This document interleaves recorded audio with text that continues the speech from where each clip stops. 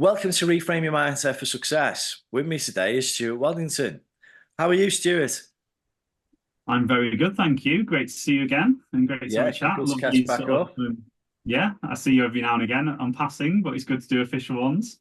Yeah, I think the last time was at kids football, so we do bump into one another from time to time. How are things going this week? Yeah, good. I'd have a talk about mindset as well, like that reframing of not being busy, but saying I've had a productive week. So I like to say I've had a positive, productive week. I put it in a lot of my email correspondence as well, Oh, just to great have stuff. that impact on others to change their language around just being busy. Like, what does that mean? Like, I've been quite productive this week, so I hope that does that make sense? Yeah, it does. Yeah, yeah, absolutely. Okay, well, as you know, with the podcast, what we do is really talk about your story to start with. You know, what your story is, what you're doing for business, and then what I'll lead into is, with it being reframe your mindset for success, some questions around mindset that we can have in a conversational way. So, over to you, really, Stuart. What's your story? Perfect. Thanks so much. So, yeah, do you know what? I really like telling my story because hearing other people's stories has really helped me along my journey as well. And we know the power of the storytelling. It's obviously used a lot in marketing and sales and stuff. But I just think it's the world we have now, podcasts like this, the internet, the possibilities of connecting with people and hearing those stories and getting those like one little bits of like golden nuggets, isn't it, to help you along your way. So my story is it starts very much in a sporting background. So I wasn't great at school academically, but I was loved everything to do with sports. So that led me through education. I was I actually had diagnosed with dyslexia at the end of college. So that changed my mindset from thinking I was thick to actually, oh right, okay, that puts a few things into perspective. But I obviously still went down the sporting route because that was my passion. Yeah, Fast forward through education, I went into the RAF as a physical training instructor. And I have still got a real passion to love what I do. So I don't really say I've had a job. I've had okay. a vocation, if you like, regards to doing some amazing things in amazing places with amazing people. So I started in the physical training world, but then in our world as physical training instructors, you have the ability to go into other sectors. And the sector within the military I went down was the people development.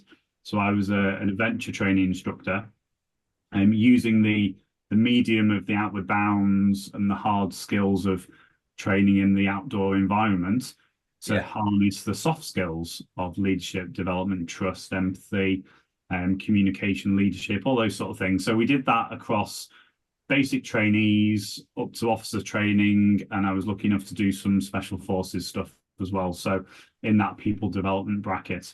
So I've got a young family. I've been away on a couple of tours, did 4 months, 6 months, and just decided to come out.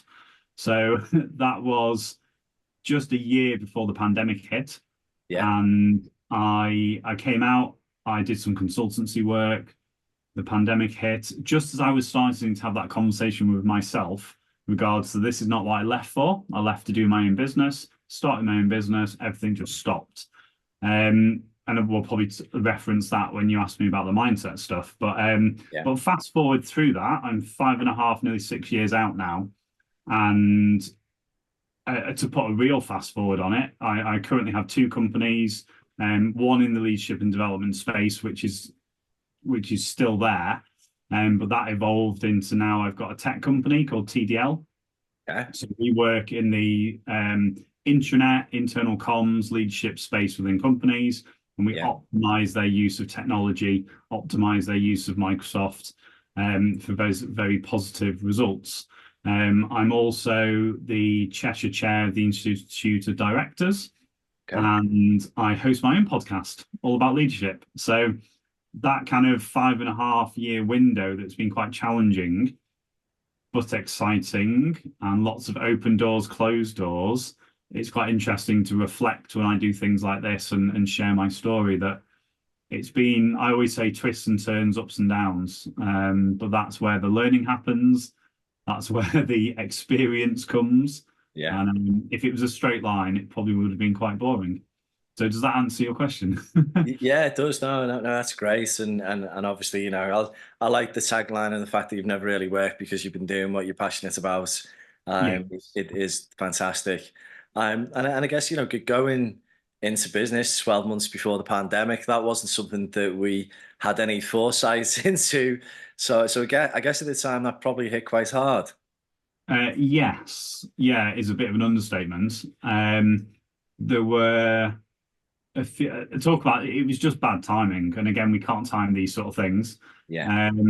And obviously, on reflection, I learned a lot about myself. I learned a lot about business, about kind of what I could do over what I couldn't do.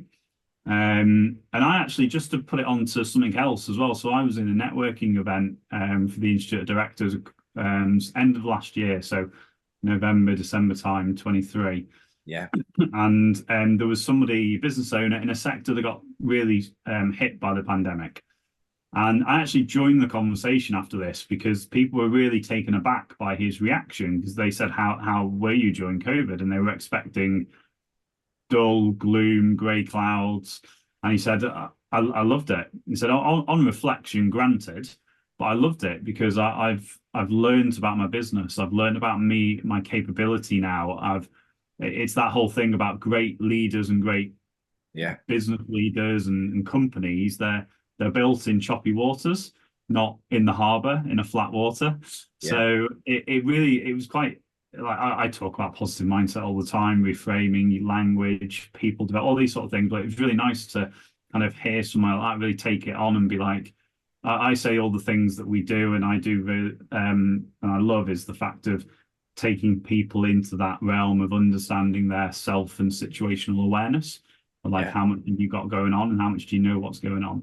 So yeah, it was challenging for all of us, but also that was when I started my podcast, and we were talking to a lot of people who were in strain, a lot of people who were experiencing different levels of challenge. And like I said about the power of storytelling, it was one of the reasons why people started to listen, because it really can put things into perspective for you, but also can help you along your way as well. Yeah, absolutely. It was a fascinating time. From I guess everybody having freedoms in their life to some of those freedoms being taken away and how people adapted. I think some people adapted really well and others found it quite difficult. But obviously, a massive opportunity for people to reframe their mindsets as well at that particular time. So, and as you know, that's what we're going to talk about is your mindset and any mindset tips that you've got for the listener. So, why would mindset be important to you? I know you've already started to mention it, but why is it important to you? I think it's got more and more important as you go along. I always share the story about if I'd have told myself when I left the military all the things that are happening now and have happened, I probably wouldn't have done it. I probably would have gone into that, oh, I'll go and get a job. Because as you can imagine, the majority of people and the amount of people involved in leaving the military each year, not through any negative, it's just the churn of turnover. There's just as much people going in. I was quite risk averse. I'm not really a risky person. Well, I wasn't then. And I've had to take risk while I've been out. Yeah. Had to sort of dip my toe in certain areas and be like, maybe I could do something over here, and it just wasn't right. So I came out and went over somewhere else. So I think my mindset has grown and developed on a fast lane of life, of business. I say I was a little bit wet behind the ears regards to like what is this world? I've had to ask questions. I've had a dressing down from a few people, which at the time when I was trying to be like, what can I do? How can I do it? They put it into perspective and quite harsh and sometimes, and I came away feeling a bit deflated. But actually, on reflection, they're the conversations that I still talk about because it got me thinking and it gave me things actually maybe I am not doing something right and maybe I need to be a bit more critical on things like knowing my worth, or Yeah. how many days when I was a single entrepreneur, if you like, with just a one-man band and I was doing my stuff, how many days a week how many days a year do you want to work? So that means your worth needs to go up a little bit, because and all that I just didn't know at the time. And it Yeah. was only through asking questions and reaching out to people that I got that. But again, it needs a certain level of resilience as a person, just to take a knockdown to get up and go again. So I think the mindset it's so important, and I suppose it's one of those things that I am kind of like an advocate for thinking, well, mindset. I think the society's link to it has changed for the positive. But obviously, as you can imagine, coming from a Yeah. military background, Yeah. you might think mindset as a bit squishy and a bit like, oh, I don't know what that is, don't like that. Yeah. Um, but again, high performing teams in the military, without even calling it mindset, lean into that really well, because you've got that resilience, that get up and go. You've got that think outside the box, problem solve. So they don't necessarily put the bracket of mindset, but it's all mindset. They're lucky enough to work alongside some phenomenal people who are very, very good at what they do. Actually, one of my co-founders of CDL was one of my bosses in the military, several levels up from me. So we have still have a Okay. bit of a joke about how that has all come full circle and come back round again. So, but we don't pretend that we're the tech side of the business either. So, so we've got Craig, who's our tech founder, who brings it all together. So yeah, does that make sense? Yeah, it does make sense. Yeah. And then, leading on from that, if you were to describe your mindset, how would you describe it then? That is a very good question. I think my mindset now is very adaptable, flexible, and I would almost go to that fast paced or something quick, because I've learned over the time, and again, I think I've developed as a person, because if you think in the ups and downs that I've had, and again, let's just use the so kind of high level element of embracing social media, which I did not know anything when I left. I was on Facebook just to connect with people and stay connected. So what I know now with regards to algorithms and the podcasts and YouTube and all this, I probably know more than I actually think. But I remember the first days when things didn't quite go right, and we all know those things when you can't log in, or you've forgotten your password, or something doesn't show up on LinkedIn, or there's a slight error somewhere, and I used to have quite a lot of panic and quite a lot of oh no, I don't know what I'm doing. Whereas now I can reframe that, so my speed of reframe has got quicker and quicker. Right. My mindset of, oh well, I'll learn from it, and oh well, I've got some more information from that. So that quick feedback. Whereas when I first started, I would probably, that if something didn't go well, that would put me on I wouldn't say negative, but it would put me on a negative stint for that day, or maybe that week would have you saying to me, how's your week been?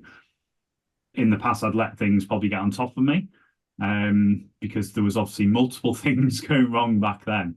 But I think when things aren't quite going to plan, I'm very quick at changing it up and thinking of, well, what is the positive out of this, or who can I speak to, or who can I bring in, or what can I learn from that? So yeah, does that make sense?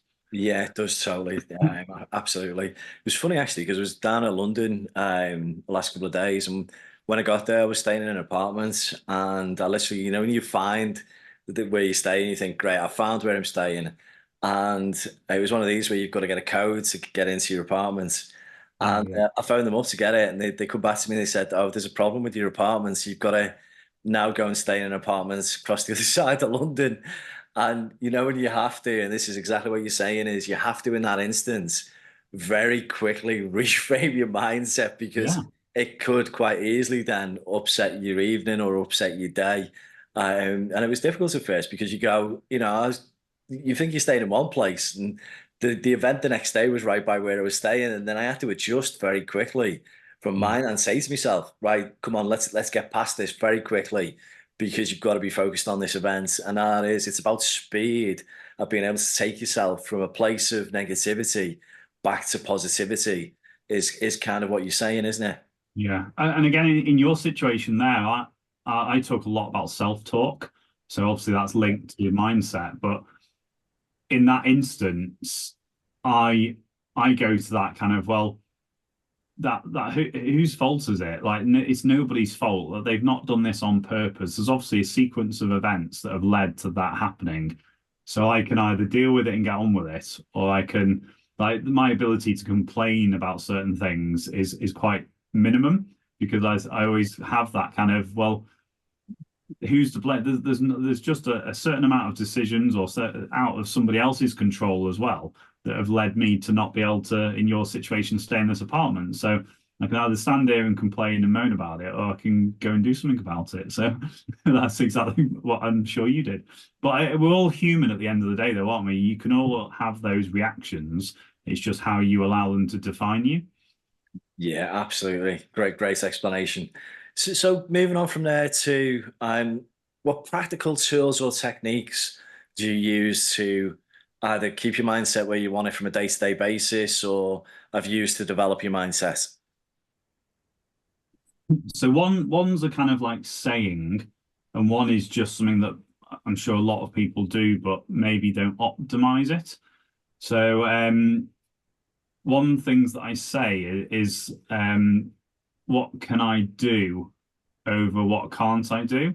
So it's that almost control the controllables element of uh, when things were pretty bad in lockdown, and it's still quite uncomfortable talking about some of the things that it got to, but I kind of thought I've got to do something over nothing. Yeah. So that is something that I really sort of self-talk to myself. And my wife, do you know, I listened to my wife at the time. No, my wife currently said to me about this podcast situation. And it was obviously we had to try and bring some money in. And I was like, I'm going to start a podcast. And she was like, well, what are you going to get from a podcast? Is that going to pay the bills? Not in too much of a negative. It was just an interest and intrigue about what's that going to do? Yeah. And I was like, well, I've got to do something. I've got to do something. And I've got the ability to do it. So I'm going to go and do it. So, and obviously what has come from that and several things, decisions that I made, and I still live to that today, that what can I do and what to sort of, rather than sitting there and doing nothing, there's something you can always do. And I Yeah. remember, I can't remember who it was, said that sometimes that one thing that you can do is maybe something that you actually don't want to do. However, doing that initial negative is going to lead to more opportunities and positives down the line. So it's not always that there's always a positive outcome. There's always a positive thing you want to go and do, or you're motivated to go and do. However, there's always something you can do, which can then push the needle a little bit and take those steps forwards. And then the other one was just, I've always been a good note taker. I've Yeah. just actually digitized my note taking. And I say it like that because I joke sometimes about being a tech company now, that obviously I'm not tech, but I can now get away with several things and be like, oh, look, I look all technical now. I'm a tech founder. And be like, I can say I'm a Microsoft 365 agency, but I've got a pen and paper. It just doesn't fit sometimes. So I do a lot of focused note taking. So you could say the stereotypical to-do lists, and Yeah. I like to capture thoughts, and it obviously helps my mindset to be a little bit focused. But I've also, this can link to mindset. There's only come out in the last couple of weeks actually. I know as you grow and get older and you start getting, it makes me sound like I'm really old now, but you know what I mean, that you start to know yourself more and more. Yeah. And in education, this didn't do me any good whatsoever, but I really work well under pressure. So, like, it's a Friday now that we're recording this, and I'm having a really, really productive day Yeah. because there's certain things that I've had on my to-do list this week, and they've just not needed to be done. However, they need to be done this week. So I typically have a Friday when I'm in the office or I'm somewhere where I can focus and I get stuff done. Yeah. So I can lean into that because I know that my trait is that kind of a need, something has to be needed to be done before I sort of do it. Which is to my detriment sometimes as well. I'm not sort of like a robot. But sometimes that situation would stress some people out, that they're a lot more proactive than I am. I'm a little bit more reactive focused, but then I sometimes have to push myself outside my comfort zone to chip away at a few things that need a little bit of pre-work, if you like. So yeah, makes sense. Yeah, it does. Yeah, it does. I'm a massive believer that if you've got a long-term plan, then what happens in the short term doesn't affect the long-term plan. And it's just about mindset. So if I was going to go to the gym and unfortunately something happens, you can't go to the gym, then do you know what? You just go to the gym next time, and it's not worth beating yourself up about it. And it is all about that mindset of having that agility and flexibility to be able to do that with your mind as well. Yeah, So, yeah. so on the basis of, you mentioned before that you're now working with one of your old bosses. So, who are the people who've really helped you over the years to, frame your mindset or develop your mindset and get you where you are today? There's a lot of people, and again, that links to who are you surrounding yourself with, and the possibilities more than ever now to listen to podcasts, watch documentaries, understand the inner workings of successful people. Yeah, I've worked alongside a diversity of people in the RAF. yeah, I've had the privilege of working in some phenomenal organizations with leaders. And I sort of say this at the start of any people development programs or anything that I'm working with groups with. I really look forward to it because as much as I'm there to tell stories and impart knowledge and facilitate conversation in the room, I learn from every interaction of, like, if I've got a group of 20 leaders, I'm going to pick something up from them to add to my toolbox. yeah, But to sort of pick out individuals, it's challenging. It's challenging, don't get me wrong.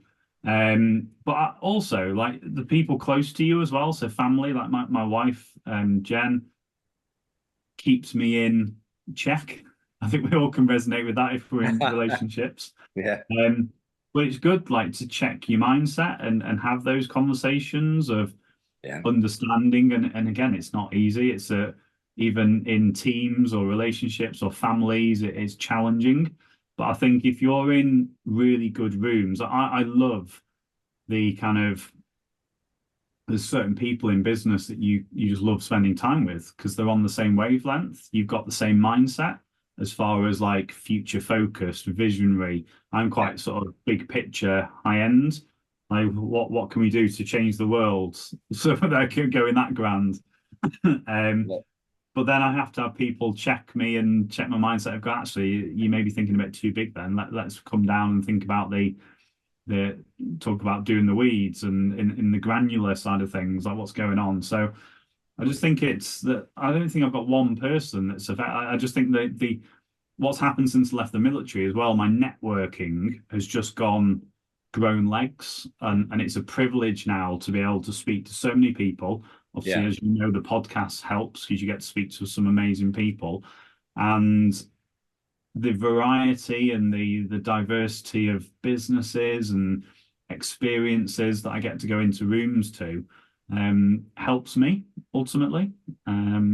And I get a little bit from every conversation. So sorry not to pinpoint one person, No, it's but okay. It's okay. No, no, I think great, great if you explanation. do stay quite singular, you're not helping yourself. So yeah, Yeah, makes sense. No, it totally makes sense. It's interesting because I've been reading Arnold Schwarzenegger's book called "Be Useful." That's really fascinating around it. One thing that he says is that don't call me a self-made millionaire. And he right. doesn't like the fact that people say he's self-made in America. He says, it took a lot of people to help him to get where he's got to be successful.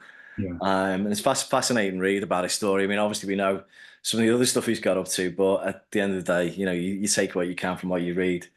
yeah. So Do you know what? moving on.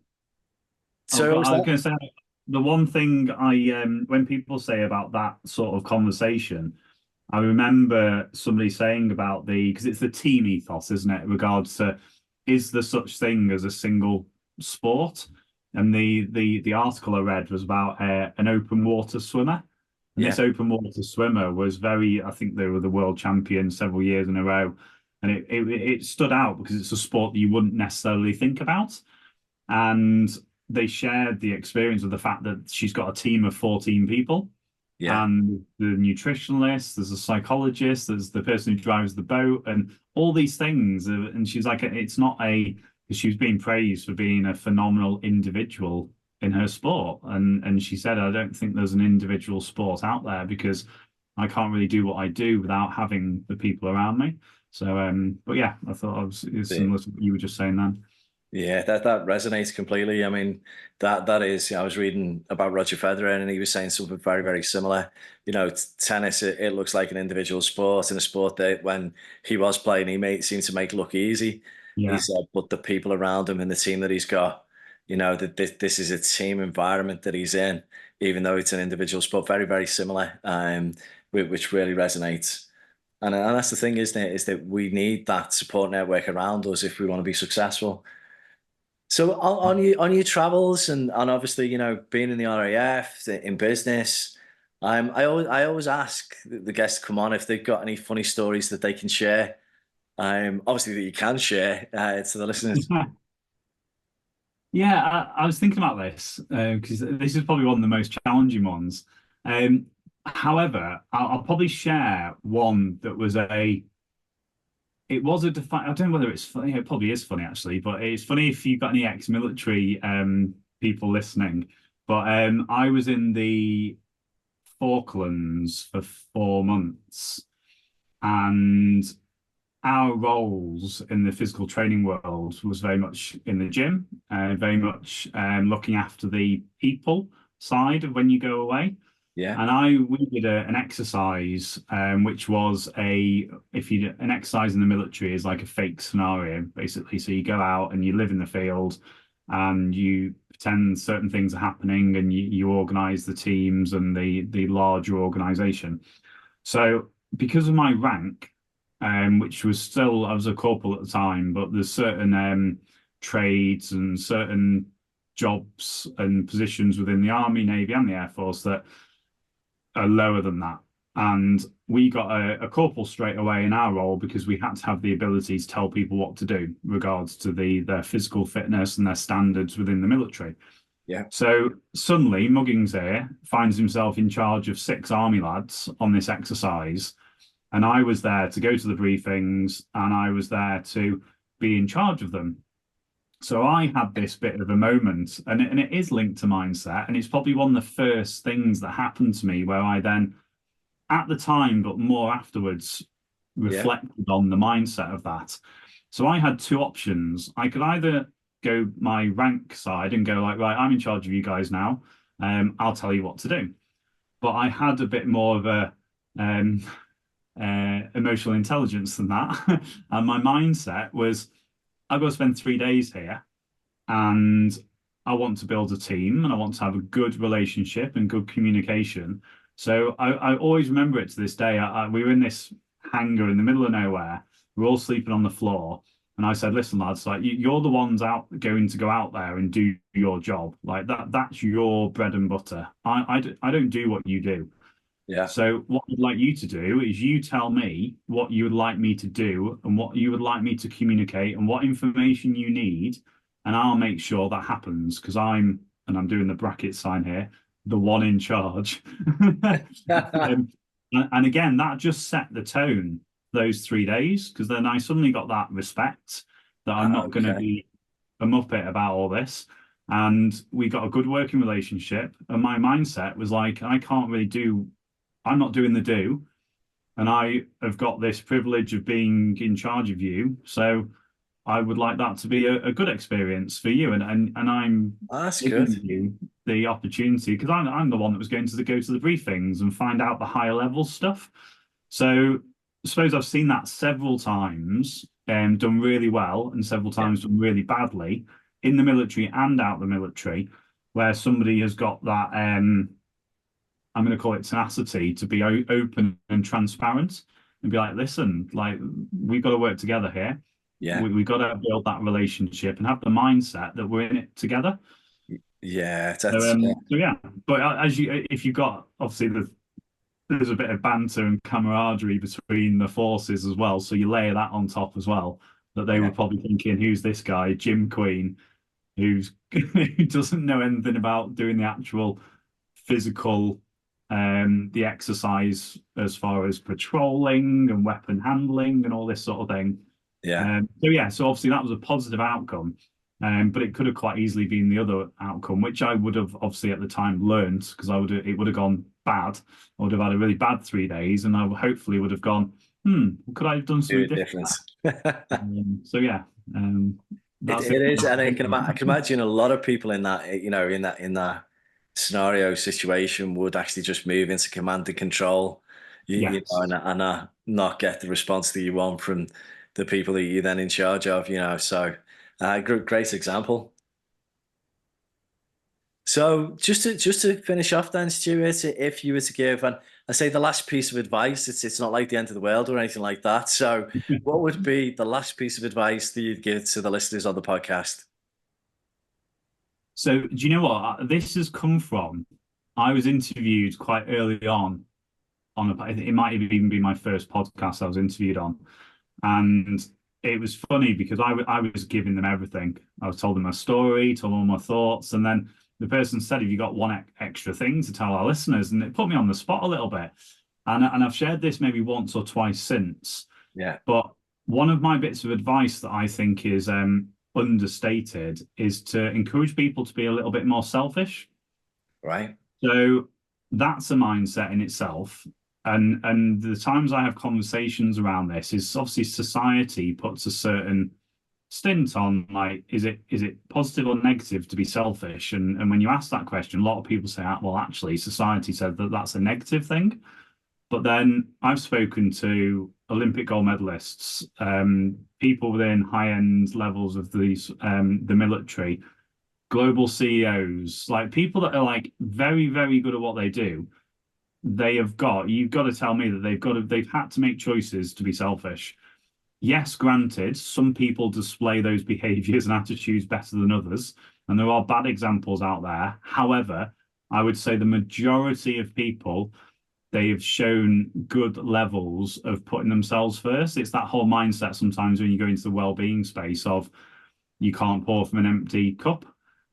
People have probably heard that, and I can so resonate with that sometimes again my wife picks me up sometimes on actually you've not gone outside for the last couple of days, obviously Yeah. I'm going back to things like in the pandemic, and as much of a joke it is that I do play quite a little bit of golf, quite a lot of golf. I've fitted it into my business development plan. Well done. I've got young children, so I can't go at weekends and evenings. But it's a bit of a treat to myself that I know that if I've not done so, and obviously coming from a physical background, and it's a challenge to put that first now that you're in business, and obviously a lot of people can resonate with that. But I've got to be selfish sometimes and put myself first. So that's some of the things I sort of get people to start thinking about. What are you doing for you? Because if you do stuff for you, you're going to turn up better for your business, the people around you. And then we said how important the people are around you to affect your mindset. If you're not looking after yourself, people aren't going to want to be in the rooms with you. So does that make sense? It's like that self-fulfilling It does, prophecy. yeah. Yeah, no, absolutely. I'm, massive believer that you've got to have yourself in the right place because you're not going to perform to your potential if you're not, And a lot of people sometimes when you sit down with them and you talk with them and you go, well, let's just go back a step. How are you feeling about yourself at the moment? And that opens a conversation to they're not being selfish about themselves. They're not getting themselves in the right place, whether from a mindset or a physical perspective. And actually, when they do, then that magnetizes. It magnetizes in a room. It magnetizes in the relationships. So I think it's Yeah. great advice.